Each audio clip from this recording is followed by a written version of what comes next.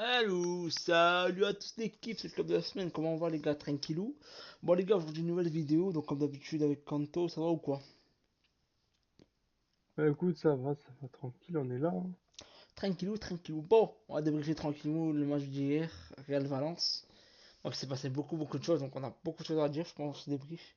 Donc les gars, avant de commencer, je pense que la vidéo va durer un peu plus longtemps, parce que là il y a pas mal de choses à dire, il y a pas mal de choses à dire pour être tout à fait honnête.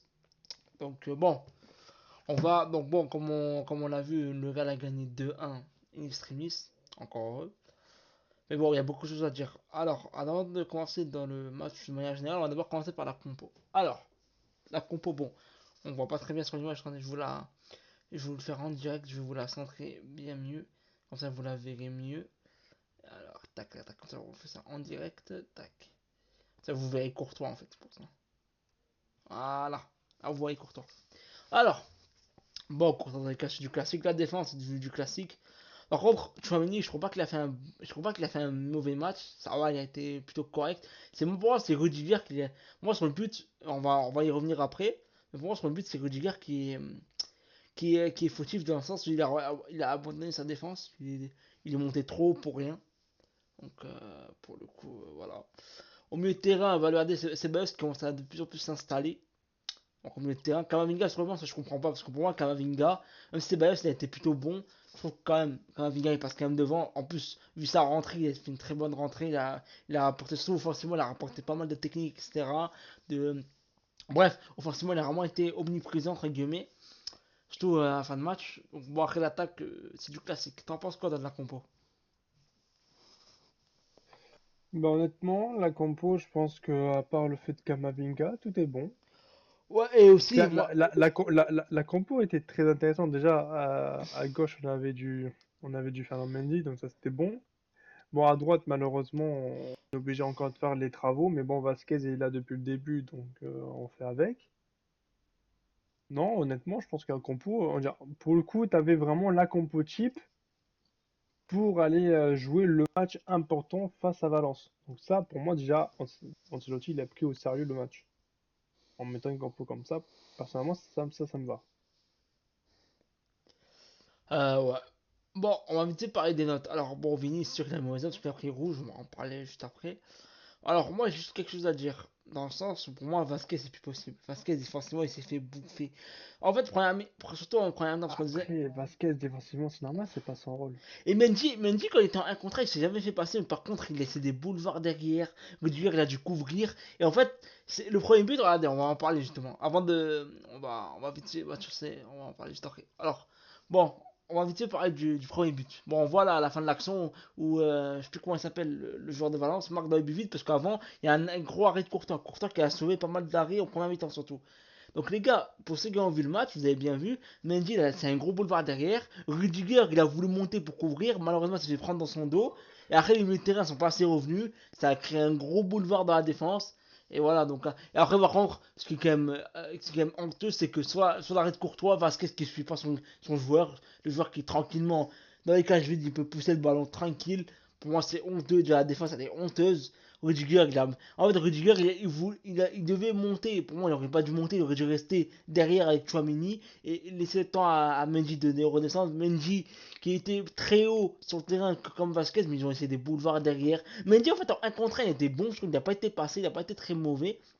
Mais par contre, là où il a été mauvais pour moi, c'est qu'il a laissé le boulevard, il a trop laissé le boulevard derrière. Et malheureusement avec Valence, malgré que Valence sont relégables, ils sont pas très bons. Pour moi, Valence n'a pas fait un énorme match, mais comment, tellement que le Real était endormi, ils sont du moins Ils ont pas, tranquilles. f- ils ont pas peut-être pas fait un gros match, mais en tout cas, ils ont fait une belle première période. Ouais, deuxième mi-temps, par contre, ils ont rien fait. Deuxième mi-temps, ils étaient éteints. Parce que sur la première période, on rappelle que déjà, il y a ce but qui les récompense, forcément. Ouais. Mais il y a aussi cette frappe là où le joueur de Valence, je sais plus qui c'est qui tire, je me souviens plus son prénom, désolé, donc au pire des cas vous me mettez en commentaire. Mais il lâche une frappe et heureusement qu'elle rentre pas, hein. C'est celle qui part en direction de la lucarne mais que ça touche le poteau. Ah, ça là, ça c'est la deuxième mi-temps, la dernière seconde, ça. Ah La- merde! Oh putain, genre, excusez-moi, alors, quand je vous disais que j'étais fatigué, moi. Ouais, c'est pas grave, t'inquiète, je suis là pour te reprendre, t'es caté. Ah ouais, mais non, mais rien à voir, hors sujet total. Mais bon, Non, oui, non, c'est vraiment pour dire par contre que Valence On fait vraiment une très belle première période quand même. Ouais.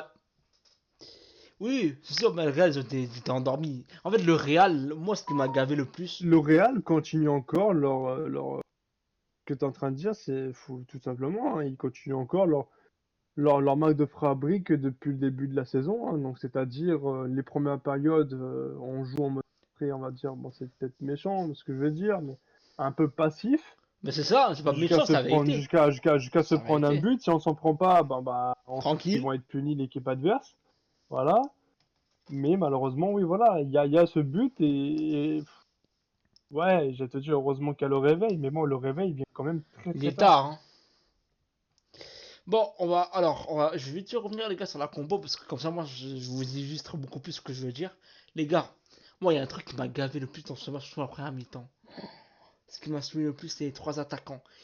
D'habitude, Rodrigo et Vini, ils défendaient un minimum. Mais Mbappé, malgré qu'il défend pas trop, il montait quand même un petit pressing là. Bellingham, malheureusement, il était. En fait, le milieu de terrain, il était cassé en 6 parce que les attaquants ne revenaient pas. Il n'y avait pas de bloc. L'équipe a été coupée en 4. Bon, l'expression, vous le connaissez, coupée en deux dans le football. C'est-à-dire quand les attaquants, en fait, ils redescendent pas. En fait, les milieux de terrain sont noyés. En sens. Alors, il y a un joueur de balance, une petite dédicace à lui. C'est un français, il s'appelle Foulke. Il a fait un gros match. Bon, malheureusement, c'est lui qui a. Bon, heureusement pour nous, c'est lui qui a fait part de balle sur le dernier but de Bellingham. Mais par contre, il a fait un vrai match tout le long du match. Il a été très bon. C'est lui qui a muselé Vini. Vini, il ne s'est pas trop créé d'occasion. Et on va en parler en plus de Vini après. Mais bref, moi, les trois attaquants, ils faisaient pas. Ils faisaient ni de pressing, ils bougeaient pas. Ni pressing, ni ils revenaient défendre pour faire un bloc. Donc, ni ils se replaçaient un minimum. Non, ils marchaient. Et ça m'exaspérait. C'est à cause de ça que les milieux de terrain, ils n'arrivaient pas à récupérer les ballons parce qu'ils étaient noyés par les joueurs de Valence parce qu'ils étaient en supériorité numérique tout le long. Et les latéraux qui montaient très haut. Mendy qui essayait de défendre comme il pouvait. Mendy, beaucoup, il y en a plein. Je vais parler de Mendy parce qu'il y a beaucoup qui critiquent Mendy. Moi, je suis le premier à critiquer Mendy, comme je l'ai expliqué tout à l'heure. Il a laissé beaucoup de boulevard, mais par contre, défensivement, je trouvais que c'était mieux. Il s'est pas fait passer. Par Vasquez, c'est une catastrophe. Vasquez. Après, je n'en veux même pas à Vasquez, mais par contre, moi, les gars, moi, je suis le Real, les gars, mettez 30 millions sur Arnold, prenez-le dès cet hiver, parce qu'en plus, il y a des rumeurs, je crois que tu l'as vu, que le Real veut prendre Arnold dès cet hiver. Les gars, mettez même 50 millions, mais prenez Arnold urgent. On ne peut pas finir avec Lucas Vasquez, surtout dans les gros matchs contre Liverpool, contre City, même contre Paris, même contre des grosses équipes européennes, si on a Lucas Vasquez latéral droit, on va se faire tuer. À part, moi, la solution, c'est quoi? Si tu mets Valverde à droite, Valverde, tu le mets à droite, et défense. Donc ça libère une place au milieu de terrain. Tu mets Kamavinga, Valverde, Ceballos au milieu de terrain. Après, tu mets les trois. Enfin, moi, pour moi, dans les gros matchs, il va falloir enlever un attaquant par contre. Parce que frère, si pour qu'ils défendent comme ça, je vois pas l'intérêt de mettre trois attaquants. Pour moi, on devrait repasser en 4-4 en losange et remettre deux attaquants devant Vini et Mbappé. Rodrigo, il a pas été bon. Malgré qu'il revenait un peu mieux à la fin de l'année 2024, hein, il a pas été bon du tout. Il était transparent. En fait, il a pas été, c'est pas qu'il a pas été bon, c'est qu'il était transparent. Comme à son habitude, Rodrigo, c'est le genre de mec, en fait, il a tellement de talent, Rodrigo, mais il est tellement des fois. Il n'y a pas en fait ce. Il n'est pas comme Vini, parce que Vini, malgré qu'il fait pas un très bon match, mais on le voit sur le terrain, alors que Rodrigo, on le voit pas du tout. Et c'est là la grosse différence entre les deux. Donc voilà, il y a Mbappé. Mbappé, en deuxième mi-temps, je l'ai trouvé un peu mieux, celui qui provoque quand même le penalty. Il marque quand même un but hors jeu, ça se joue à un chouïa. Donc en soi, Mbappé, au niveau des déplacements, etc., c'était quand même un peu, mais surtout quand Vini a pris le rouge, c'est lui, il a fait beaucoup d'appels en profondeur il m'a plu. Dans le sens où il a fait quand même beaucoup d'appels, il a essayé de se rendre disponible, etc. Il a essayé en tout cas, donc ça c'est plutôt bien. Donc revenons à nos moutons, entre guillemets. Donc voilà, donc Bon les gars, on va parler d'abord, avant de parler du carton rouge, on va parler du penalty. Comme j'ai dit, Mbappé provoque le penalty. Mais il y a une polémique. Parce que les supporters du Barça, ils aiment bien parler que quand ça avantage le Real. Par contre, quand le Real subit une injustice de la part de l'arbitre, bizarrement, il n'y a plus personne. Sur le penalty manqué de Bellingham, il y a deux erreurs. Normalement, le penalty doit être retiré. De un, la règle stipule, lorsque le gardien a les deux pieds en dehors de sa ligne, le penalty doit être retiré. Et il y a aussi une deuxième erreur, c'est que le joueur de Valence, au moment où Bellingham tire, il est déjà dans la surface. Alors, normalement, c'est interdit. Donc déjà, normalement, il y a deux erreurs. Toi, t'en penses quoi, toi, tout ça? Moi, j'en pense que c'est pas normal que là, habituellement, par exemple, ça arrive 1000 fois en Ligue 1, 1000 fois c'est retiré, hein. Ouais. Et le Euh, Real, ça a déjà arrivé en déjà, plus. déjà, déjà, les deux pieds, tout simplement, c'est retiré même pas parce que tu as le joueur qui rentre dans la surface, hein. C'est retiré par la seule et unique raison, le gardien qui a les deux pieds devant la ligne. Et là, on voit bien l'image, hein. Je vous ai bien, en plus, c'est bien entouré, etc. Vous voyez Donc, bien l'image.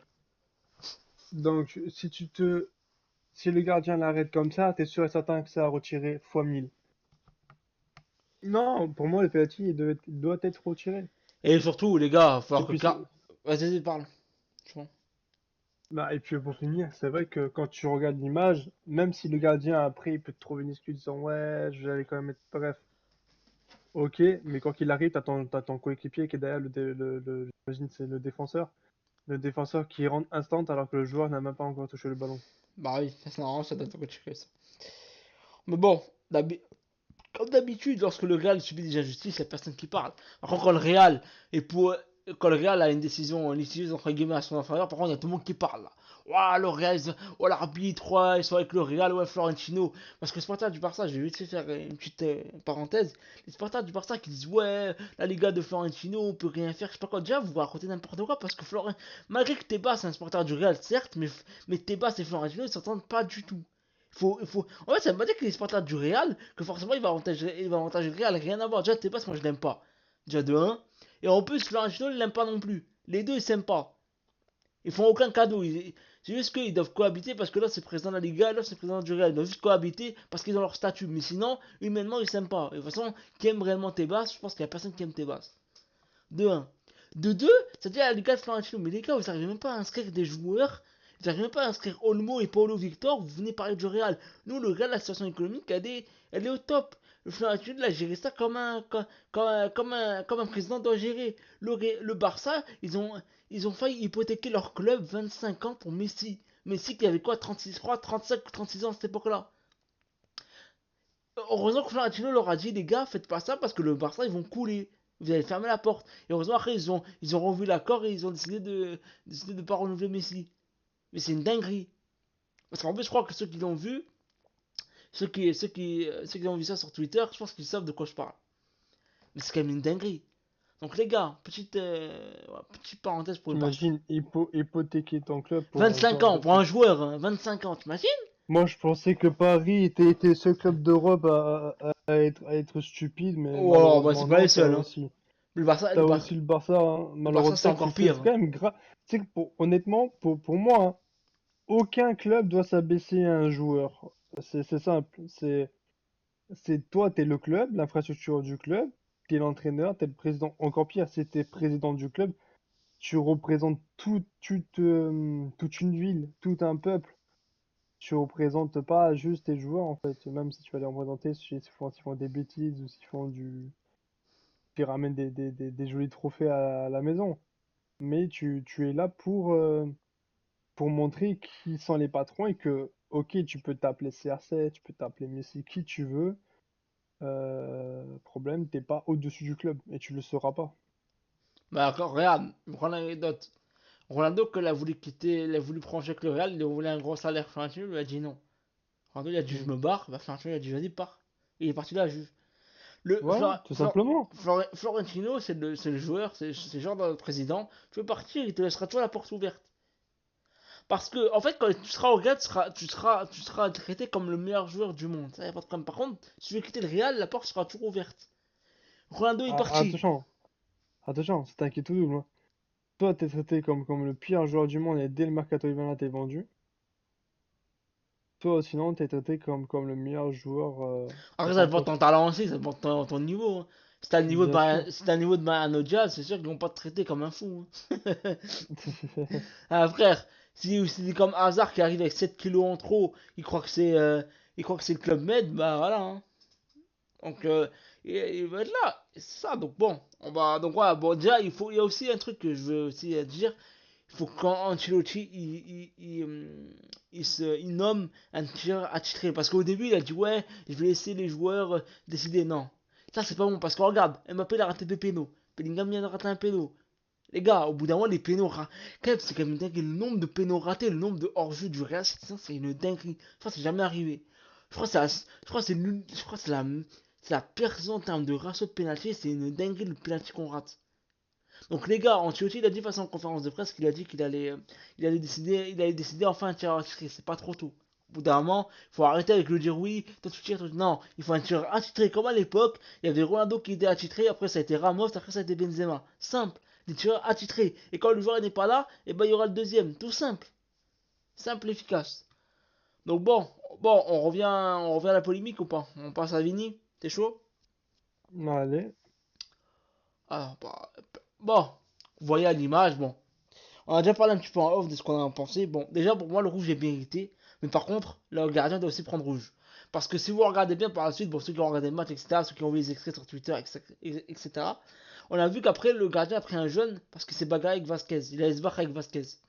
Et comme le gardien, il a été beaucoup plus agressif que Vasquez, il a pris un jaune. Donc normalement, dans la logique de l'arbitre, normalement, il doit prendre un deuxième jaune. L'arbitre, pardon, le gardien doit être exclu également. Donc Vini ne doit pas être seulement exclu. Bon, pour moi, son comportement à Vini, il est pas tolérable dans le sens où pour moi, alors c'est sûr que tu peux réagir, on est humain, moi je serais à sa place, j'aurais réagi, mais pas comme ça. En fait, Vini, il aurait dû le pousser, mais pas au visage, parce que en plus, Vini, c'est vrai que c'est le cible de l'arbitre. En fait, Vini est pris à partie, on va pas se mentir, parce que Vini, il parle beaucoup avec l'arbitre. Il est comme Verratti à l'époque, parce que je me rappelle qu'il était au PSG. Il parlait beaucoup avec l'arbitre, il faisait que parler avec l'arbitre, qu'il s'énerve, etc. Vini est un joueur qui joue avec ses émotions, ça c'est pas bon. Quand tu es joueur du Real Madrid, quand tu veux être un cadre, quand tu veux être un patron du Real Madrid, il faut que tu joues, il faut que tes émotions ne prennent pas ton dessus. Le problème c'est que Vini, c'est pas la première fois. Vini, il a souvent été proche de la correctionnelle contre les psyches, pour ceux qui se rappellent. La faute qu'il fait sur les psyches, normalement, c'est doit être carton rouge. Heureusement, l'arbitre a été clément, parce que c'est en Europe, c'est pas le gardien, c'est pas l'arbitre de l'Espagne. Par contre, l'arbitre, il faudra un jour en parler. Le nombre, le nombre de fautes anti-jeu que le Valence a fait, c'est une dinguerie. Comment ça se fait que les joueurs de Valence n'ont pas pris plus de jeunes? C'est une dinguerie. C'est une dinguerie comment les joueurs de Valence ont pris aussi peu de jeunes que normalement ils devaient prendre. Frère, le nombre de cartons jaunes que normalement ils devraient prendre. Je crois qu'il a dû sortir quoi, 2-3 jeunes, pas plus. Alors que toutes les fautes d'anti-jeu que les joueurs du Real Madrid ont subi, c'est une dinguerie. J'ai pété un câble. Je dis, wesh, l'arbitre va un jour sortir un jeune ou c'est chaud? Bref, en revenant à ça. Moi, Vini de rendre rouge, c'est tout à fait normal. Par contre, le gardien aussi. Parce que le gardien, il faut pas oublier qu'il provoque. En plus, Vini, il allait partir. Le gardien, il vient, il provoque. Frère, au bout d'un moment, il faut arrêter. Après, le gardien, il a bien joué, hein, il a joué sans. Mais par contre, ce qui est dommage, c'est que ça, en fait, ça incite à tout le monde de chercher. Et après, quand le joueur. En plus, le problème, c'est que Vini, il a craqué dans le sens où. C'est comme. Vous savez que ça me rappelle. Paris OM. Les joueurs de l'OM ont essayé de faire craquer Neymar. Ils ont réussi. Bah, c'est exactement pareil. Neymar et Vini, ils ont ce côté de jouer avec émotion. Vini, c'est encore plus prononcé parce qu'en fait, en plus avec Valence, c'est un stade particulier parce qu'il a été victime de racisme il y a 2 ans. Bref, et en fait, il a eu beaucoup de problèmes avec Valence. Donc, c'est très particulier pour lui. C'est pour ça que je pense qu'il est encore plus nerveux dans ce match. Et c'est dommage parce qu'en vrai, pour vraiment qu'il arrive à franchir ce palier encore, faut qu'il arrive à se contrôler au niveau du comportement. Et ça serait nickel. En penses quoi, toi? Bah, je pense que toi, honnêtement, t'as tout dit. Je pense que, en fait, du moment où en fait, Vini, il prend rouge. Après, comme on a discuté un peu en off, le côté de la réaction en soi, elle est humaine. C'est normal, tu te fais pousser, ça y est, on a trop. La physionomie du match apaise un peu sur les épaules des joueurs madrilènes, de leur contre-performance face à une équipe qui est quand même mal classée du classement de la Liga. Même si elle a joué en ayant de chance, parce qu'on rappelle que le match est gagné in extremis. Donc, parce que sinon, c'était un bon petit match nul pour Valence ou un beau 3 points de base hein, qui se dessinait pour Valence. Euh, Honnêtement, la provocation du gardien, là, on va dire que c'est bien joué. Genre, c'était un peu plus, genre, tu sais, un peu comme Materazzi avec Zidane, tu vois, genre stratégique. Ouais. Puis finalement, en soi, Vini, tu t'énerves, tu es un peu la cible. C'est pas la première fois que tu t'énerves. Les arbitres, ils ont, ils ont tendance à connaître les joueurs à potentiel risque d'échafourer sur le terrain. Vini en fait partie. C'est pas la première fois qu'il retrouve dans des batailles de provocation de ce style. En plus, hein, à chaque fois, c'est souvent sur des poussettes débiles comme ça. Et là, malheureusement, ce qui lui a coûté le rouge, c'est simplement, hein, c'est la poussette sur le visage. Hein. C'est tout. Il fait la même poussette sur l'épaule du gardien. Le gardien, je pense qu'il aurait provoqué une deuxième fois. Et là, ça serait le gardien qui aurait été sanctionné et pas Veni. Parce que là, à la caméra, ils auraient vu que le gardien va vraiment en charge pour provoquer la colère de Vini. Et donc voilà, mais là pour le coup, Vini s'est directement énervé. Poussette au villa, excusez-moi, poussette au visage. Normal, c'est logique, carton rouge mérité. Même s'il aurait pu réagir différemment à ce moment-là, c'est sûr, je suis d'accord avec tout le monde. Voilà. Mais bon, pas. L'arbitrage, dans l'ensemble du match, je l'ai trouvé un peu contradictoire parce que tu mets rouge pour Veni, mais tu sanctionnes pas plus le gardien. Tu siffles des fois un peu pour rien. Tu ne fais pas rejouer. Pourtant, il y a la VAR en Liga, donc où est-ce qu'elle est la VAR? Honnêtement. Parce que le penalty doit être rejoué, ça c'est sûr. Ou du moins, la VAR devrait intervenir et dire à l'arbitre, bah va voir la VAR, va voir les images que l'on t'envoie et décide. Et à ce moment-là, l'arbitre, voilà, il serait allé voir, il aurait décidé, et puis on serait pas en train de parler de ça aujourd'hui. On serait en train de parler plutôt de la décision de l'arbitre. Mais non, même pas, genre, même pas la VAR après initiative de. Je pense que ça a été vu à la VAR, mais ils ont eu pour eux, ils ont pris comme décision qu'il n'y avait pas de penalty à être rejoué. Et ça, c'est vraiment un truc que je comprends pas. C'est Parce que honte. ça, la même action d'arbitrage en Ligue 1, les gars, je vous garantis, c'est à rejouer, hein. Ouais. Ah ouais, que vous soyez à ce moment-là tireur ou pas pour le tireur, je vous garantis ça, c'est à rejouer. Donc voilà. Mais bon, non, l'arbitrage a été un peu mauvais ce soir. Très mauvais même. Euh, L'ensemble du match du côté de Madrid décevant. Parce que là, forcément, Mbappé, pour moi, pour le coup, il a fait un bon match. Bellingham a été récompensé de ses efforts avec un beau but. Modric, récompensé d'un but après tant d'efforts dans l'ombre depuis quelques Bah, tiens, matchs. on va en parler justement des buts. Parce que bon, depuis tout à l'heure, bon, Voilà. donc déjà l'égalisation elle arrive à la 45e minute, vous voyez bien, avec un travail en une touche de Bellingham, une Quand récupération de même la Brahim transition. Diaz. Ouais, ouais. Et en plus, ce qui est beau sur ce but, c'est qu'il y a une récupération de Brahim Diaz dans les pieds. Bellingham qui a passé sur une touche à Modric, Modric qui est parfaitement placé, qui met un bon extérieur du pied comme à son habitude, un Mais partout. j'ai adoré le but de Modric parce Ouais, il que était beau. quand Modric match, et quand Modric. Modric marque. Excusez-moi. Ouais, excusez-moi aujourd'hui, j'ai le nez en peu malade, c'est pour ça. Quand Modric marque, c'est toujours de façon un peu élégante. Ouais, ouais. C'est pas genre, tu sais, il a un peu cette touche un peu à la Toni Kroos, bon, un peu moins parce que c'est C'est pas le Modric, même des fois il est un style. peu barbare. Voilà, c'est pas le même style. Mais ça reste quand même assez élégant des fois. Et là, honnêtement, ce but-là, vraiment, je le trouve sympa. Je le trouve très sympa. Ouais, moi j'ai. En fait, quand il y a eu l'un partout, au fond de moi, je savais que le Real Madrid allait marquer le deuxième but. Ah bah oui, c'est sûr, hein, quand tu vois que t'as 4 5 joueurs, ils n'ont pas réussi à tenir en place le mouvement collectif du Real Madrid sur une touche de balle, ah bah là honnêtement t'es sûr et certain que le deuxième but il va vite arriver, hein. Donc, bon, bah, le deuxième but, enfin, bah, parfaite transition. J'aime bien quand tu fais des petites passes. Deuxième but coup sur coup, hein, quasiment. Non, non, c'est plutôt arrivé 10 minutes après, parce qu'il y a eu 9 minutes de temps additionnel, parce qu'il y a eu la VAR, il y a eu tout ce qui s'ensuit avec Vini, etc. Il y a eu. Vini, il a dû en plus être calmé parce qu'il allait frapper l'arbitre. Si du coup, il l'avait pas tenu, il allait le frapper. Il allait frapper l'arbitre. Ouais, Franchement, par contre, en revenant rapide sur ça, j'ai bien aimé l'image de Mbappé qui vient réconforter, qui vient non, surtout, calmer genre Vini, ouais. Ouais, ouais. ouais, qui tire Vini de force côté, qui vient le réconforter, disant vraiment arrête de répondre, ça sert à rien, Tu vas t'aggraver ton cas pour rien. tu vas aggraver ton cas encore plus envers la Ligue. Donc, ouais, non, Donc mais c'est pour ça, ça, ouais, c'est sûr. on voit que maintenant il y a une bonne cohésion d'équipe. Déjà, ça fait plaisir. Ah, mais de toute façon, Mbappé, on peut dire ce qu'on veut sur le joueur, mais en tout cas, sur le terrain, c'est un mec qui se contrôle. En fait, Vini, le problème, c'est que le jour où il arrivera à se contrôler, tu verras que même les arbitres seront plus cléments avec lui. Parce que en fait, les arbitres sont humains aussi, hein. Parce que quand tu vois en fait, l'humain, il est toujours influencé par quelque chose. Vini, comme en fait, il y a eu beaucoup de problèmes avec lui, etc. Parce qu'il répond beaucoup aux arbitres, il répond beaucoup aux joueurs, il s'embrouille beaucoup Ah avec les mais je t'ai joueurs. dit, c'est la cible. Ouais, c'est ça le problème. C'est comme Ronaldo. Ronaldo, il a été aussi cette cible à un moment. Neymar, pareil, en Ligue 1. Tu te rappelles bien, Neymar, il a eu beaucoup de problèmes avec En Ligue l'arbitre. 1 carrément, tout le temps de cette phrase osée par cet arbitre-là. Arrête de dribbler, tu ennuies Attends, je l'équipe t'ai remis le adverse. ballon. Ah, du moment où tu arrives dans une ligue, n'importe laquelle dans le monde du football, l'arbitre il se permet de te dire ça, mais moi à ce moment-là, je demande un transfert direct dans une autre ligue. Je fais, ça y est, moi je pars de cette ligue. Ah, les arbitres, c'est une catastrophe. Ou Hein. sinon, je fais en sorte que l'arbitre il se fasse rétrograder en national, hein.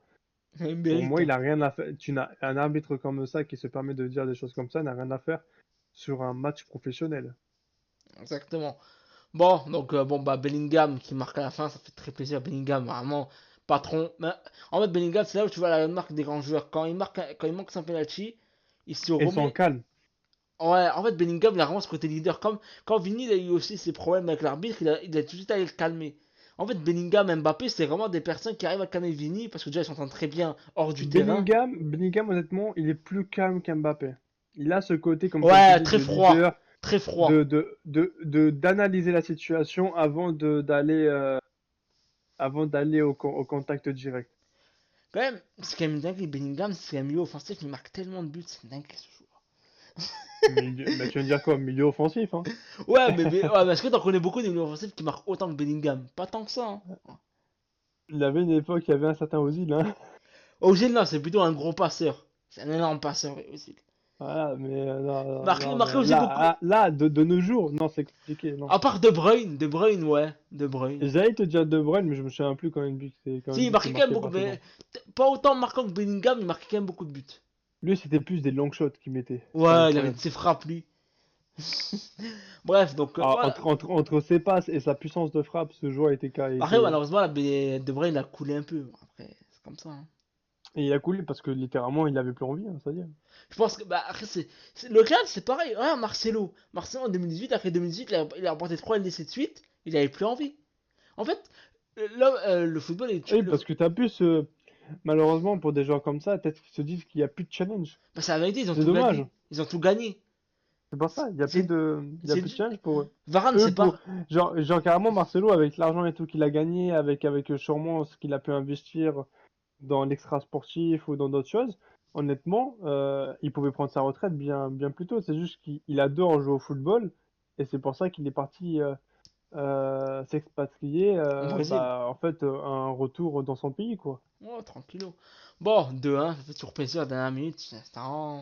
Bon, on va finir la vidéo par. Je voulais mettre le classement parce que c'est quand même important. Donc, avec ce match en retard, le Real Madrid provisoirement passe devant l'Atlético de 2 points. Ils mettent 5 points au Barça, ça fait très plaisir. Ça, c'est cool.